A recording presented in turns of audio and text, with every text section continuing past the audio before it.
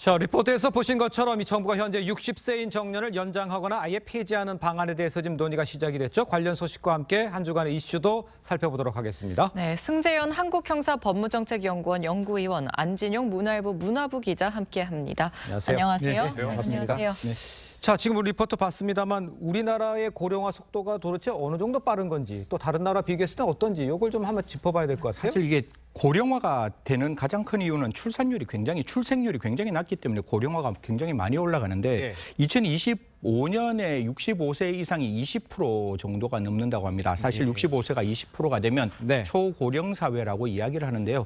이 초고령 사회에 접근하는 그 시기가 미국, 독일보다 빠르고 우리가 흔히 말해서 일본이 고령 사회라 그러잖아요. 그렇죠. 고령 사회보다 훨씬 더 빨리 다가오는 시점이다. 이렇게 이야기를 하고 있습니다. 사실 2030년이 되면 그 65세 이상이 25% 그리고 2039년이 되면 전체 인구의 3분의 1인 33% 가까운 숫자가 65세가 되는데요. 그에 반해서 그 청년 인구는 굉장히 많이 줄어들어가서 734만 정도 된다고 하니까 사실 청년들은 줄어들어가는데 노령 인구가 많아지면 방금 우리가 이야기했듯이 정년을 늘린다든가 그 연금, 우리가 받는 연금을 어떻게 해야 되는지에 대한 진지한 고민을 할 수밖에 없는 시점이 됐는 거죠. 그렇군요. 네, 정부는 55세 이사 장년층의 또 고용률을 끌어올려야 한다는 입장인데 어떤 방안들이 그럼 나오고 있죠? 저희 회사 같은 경우도 혹시 임금 피크제라고 들어보셨죠? 그럼 임금 피크제를 했을 때 그때 가장 큰 그 주안점이 뭔가 하면 임금을 낮추어서 그 사람들의 정년을 연장하면서 청년들을 고용하겠다. 이게 그 당시의 입장이었는데 사실 그게 제대로 실현화 안 되다 보니까 이걸 법적으로 어떻게 갈지 고민인데 정부에서는 첫 번째 노사협의를 좀 해라. 노사협의를 해서 첫 번째 정년을 폐지하든지 아니면 정년을 연장하든지 퇴직자를 재고용하는 방식으로 좀 이렇게 정년의 연장 방법을 논의하라고 하는데요. 이렇게만 해서는 기업이 그 정년을 연장하고 난 다음에 할 수 있는 방법이 없기 때문에 계속 고용 장려금이라는 걸 적극적으로 주겠다라는 이야기를 함과 동시에 사실 저만 하더라도 좀 죄송스럽지만 나이가 올라가면 월급이 올라가는 입장인데 이런 과거식의 연봉 좀 없애라. 네가 정말로 열심히 하면 돈 많이 받고 네가 일을 덜 하면 돈을 좀 적게 받는 어떻게 보면 성과 직무 급제로 좀 가는 게 필요하지 않느냐라고 이야기를 하고 있습니다. 앞으로 이제 연공 서열로 해서 월급이 올라가는 일은 좀 없어질 수 있는 그래야지만 이제 나이가 들어도 그 기본적으로 어떤 고용이 창출될 것 같습니다. 연금 개혁 논의에도 불이 붙었는데 2025년에 고갈될 거다 이런 조사가 있었어요. 이 연금 개혁은 어떤 지금 상황입니까? 사실 제가 인수위에 있을 때 가장 중요하게 했는 게 제가 사회복지문화분과에 있었기 때문에 연금 개혁을 가장 중심적으로 이야기를 했는데요. 이게 2055년에 이게 바닥이 됩니다. 그러면 사실 우리가 갖고 있는 국민연금을 못 받으면 그 노후가 보장될 수 없는 방법이기 때문에 세 가지를 저도 고민을 했는데요. 첫 번째 더 많이 거두자. 그럼 더 많이 거두면 더 많이 받아야 되잖아요. 더 많이 받게 하고 그리고 이게 자꾸 이렇게 정년이 이제 그 연장됨을 전제로 그 국민연금 받는 그 시기를 조금 뒤로 미루자라고 이야기를 해서 지금 같은 경우에는 앞으로 얼마 있으면 65세 정도의 이제 연금을 받게 되는데 그걸 67세까지 좀 늘리자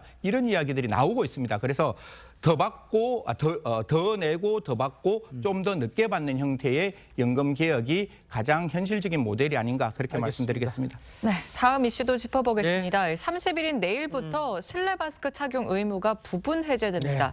마스크 지금 저도 헷갈려요. 사실 어디서 써도 되고 안 되는 거. 그냥 정리를 좀 해야 돼요. 편하게 말씀드리면 다 쓰면 된다. 이런 말씀을 드리면 되겠는데 좀 구체적으로 한 세 가지 정도로 말씀을 드릴게요. 감염 취약 시설에서는 마스크 하셔야 됩니다. 그거는 당연한 거고 대중교통 안에서 마스크를 하셔도 되는데 이게 좀 어렵게 되어 있는데 탑승 중에는 마스크를 해야 되기 때문에 탑승하지 않는 쉽게 말해서 공항 안에 비행기를 타는 공항 그리고 지하철 안 이런 쪽에서는 안 해도 되는데 제가 봤을 때 그러면 썼다 벗었다 해야 되잖아요. 그러니까 그런 곳에서는 처음부터 그냥 마스크를 하고 가시는 게 저는 타당하다라고 말씀을 드리고 그것뿐만 아니라 이제 의료기관, 약국에서도 마스크를 해야 한다 이런 말씀드리겠습니다.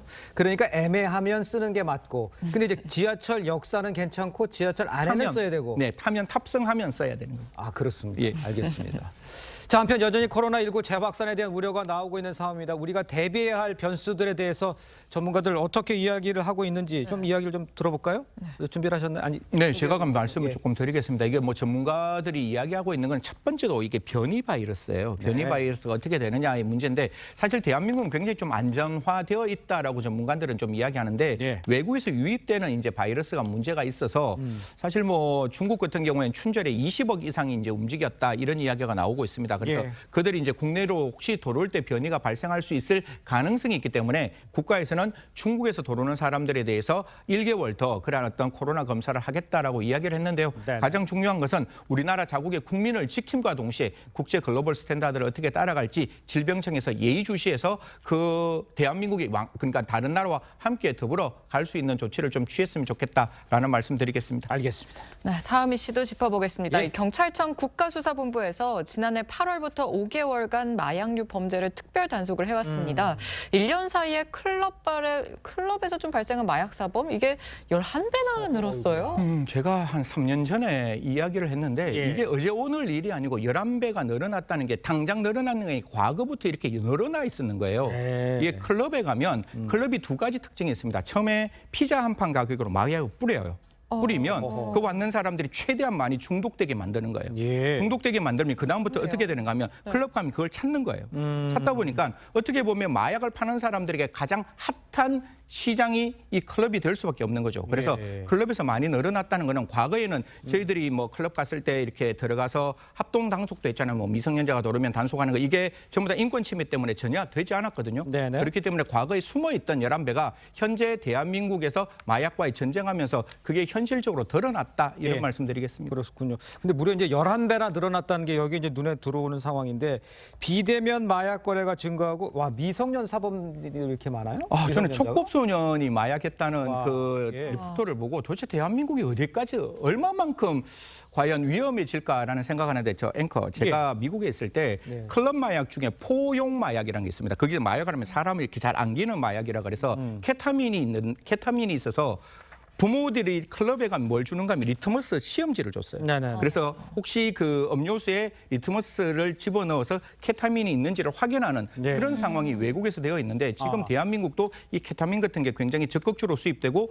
고등학교 3학년 아이들이 마약을 유통했다는 이야기가 나오는 거예요. 유통이라는 거는 어떻게 보면 대한민국 마약류 관련된 법령에 따르면 굉장히 심각하게 처벌받을 수 있는데 그 고3들이 유통을 하고 자기들을 숨기기 위해서 어른을 중간에 끼워 넣었다 이런 이야기가 나오니까 모르겠습니다. 뭐 생각 보는 시각은 다르지만 예. 저는 마약과의 전쟁 우리 바로 문 앞에 와 있다라고 생각합니다. 그러면 네. 전쟁은 필요한 것이고 예. 적어도 우리 아이들이 클럽에 갔을 때 케타민이 있는지 리트머스를 주는 그런 사회는 안 되었으면 하는 게 제 진심인 마음이기 때문에 예. 좀 적극적으로 마약 단속했으면 좋겠다는 말씀 드리겠습니다. 이게 정말 그러니까요. 심각한 게 재벌가 뭐 3세부터 연예인, 고등학생, 뭐 미성년자까지 그러니까요. 굉장히 좀 많이 나오고 있는데 이 경찰청에 따르면 지난해 검거된 마약 사범이 전년 대비 16.6% 증가해서 역대 최다를 기록했다고 합니다. 네.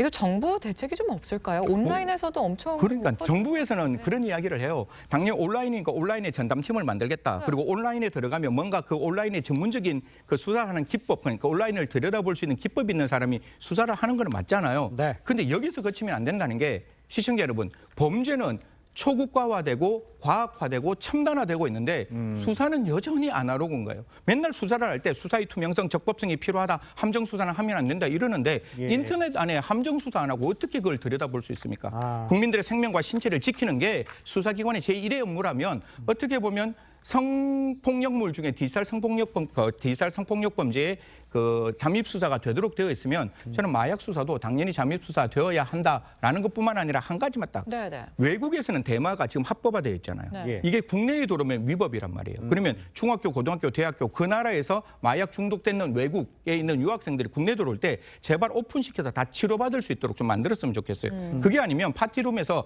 대마 갖고 장난치는 범죄 절대로 건절할 수 없으니까요. 예. 외국에 있는 유학생들 국내에 왔을 때 적극적으로 치료받을 수 있는 그 문호도 넓혔으면 하는 마음입니다. 알겠습니다. 예. 자, 다음 이슈도 살펴보도록 하겠습니다. 미스터 트롯2 이야기입니다. 올해 1월 한국인이 좋아하는 프로그램 1위에 올랐는데 해외에서도 트롯 열풍 계속되고 있다. 이렇게 보면 되겠습니까? 네, 맞습니다. 한국갤럽에서 지난 17일부터 19일까지 4일간 조사를 했는데 네. 그 결과 중요한 건 이번이 TV 매체뿐만 아니라 OTT, 유튜브까지 포함된 겁니다. 그중에서 미스터트롯2가 선호도 8.5%로 1위에 올랐습니다. 네. 네, 미스터트롯2 지난해 시작을 할 때 20.2%, 지난해 방송된 모든 예능을 통틀어 1위였는데 네. 최근 방송에서는 21.3%까지 자체 최고 시청률을 보였습니다. 네. 2위는 송혜교 주연의 더 글로리, 그리고 3위는 유퀴즈 온 더 블럭인데 중요한 건 네. 이 미스터트롯2의 내용 중에서 황민호 군이 부른 니미어가 있습니다. 이게 21일 기준으로 유튜브 조회수 971만 회를 넘어섰거든요. 와. 단순히 TV를 넘어서 OTT 이런 SNS상에서도 충분히 인기를 누리고 있다는 방증입니다. 또 방송 이야기도 해봐야 될 텐데 예. 유소년부의 박성훈 군과 송도현 군의 무대도 주목이 됐습니다. 네. 성인 못지않은 풍부한 감성을 선보였다는데 영상으로 만나보시죠. 내 이름 아시죠? 한 글자 한 글자 지어주신 이름 내 이름 아시죠? 가시다가 외로울 때 불러주세요. 내 꿈마저 떠가라 우리 둥실 떠가라 오매불망낸 인맥으로 외모는 굉장히 귀여운데 엄청나네요. 그 결과가 지금 10대5 송도현 군이 승리를 했는데 결과 좀 예상하셨어요? 전혀 예상 못했습니다. 많이들 못하셨을 거예요. 왜냐면 박성원 군 같은 경우는 이미 타 오디션에서 송가인 씨를 꺾고 우승을 한 적이 와, 있습니다. 네. 그래서 이번에 유력한 우승 후보로 꼽히고 있는데 게다가 이번에 고른 노래 이 내 이름 아시죠는 마스터로 앉아있는 장민호 씨의 노래이기도 하거든요. 그만큼 본인이 자신 있게 던진 노래입니다. 그래서 노래가 끝난 직후에 방금 영상에 나왔지만 MC인 김성주 씨 외에도 장민호 씨까지 눈물을 글썽이는 모습을 보였습니다.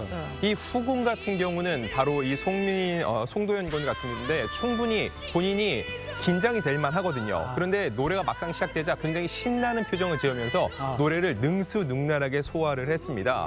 그 무대를 보고 장윤정 씨가 굉장히 인상 깊은 멘트를 남겼는데 네. 너무 화려한 공작새를 박성원 군에 비유를 했고요. 그리고 송도현 군은 야생권 같다. 너무 편안하게 노는 무대를 보여줬다고 했습니다. 그러니까요. 결과적으로는 송도현 군이 10대5로 이겼는데 예. 여기 어떤 차이가 있었냐 보면은 네. 가사 실수가 있었습니다. 박성원 군이 안타깝게 가사 실수를 했는데 이거에 대해서는 장윤정 씨가 이렇게 얘기를 합니다. 네. 공작새 깃털 하나가 빠진 듯한 아쉬움이 들었다라고 얘기를 했는데 그만큼 둘 다 우열을 가리기 힘든 무대였다는 거죠. 예. 아쉽게 박성원 군은 다음 데스매치 패배자들을 상대로 한 추가 합격을 기다려야 되는 상황입니다. 그렇군요. 추가 합격의 기회는 있는 거네요. 그럼요, 있습니다. 그렇군요. 네, 또. 자, 네, 데디부 팀 미션에서는 유일하게 살아남았던 참가자 한 명이었죠. 호떡 데디라고 불리는 이하준의 무대도 주목이 됩니다. 한번 보도록 하겠습니다. 잔에 한잔 콘코니 한 번은 내 세상도 오겠지 아자 내가 못돼서 여유가 나야